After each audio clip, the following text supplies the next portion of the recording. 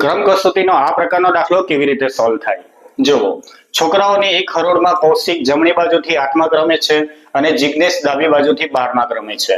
જો બંને પોતાના સ્થાનની અદલાબદલી કરે તો જિગ્નેશ ડાબી બાજુથી 21મા ક્રમે આવે છે, તો હરોળમાં કૌશિકનો જમણી બાજુનો સ્થાન કયું હશે?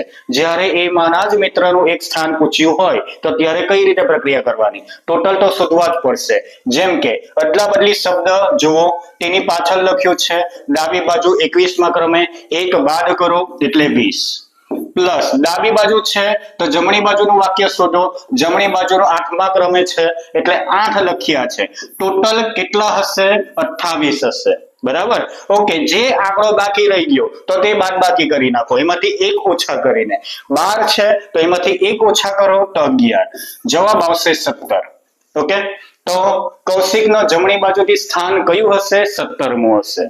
Thank you.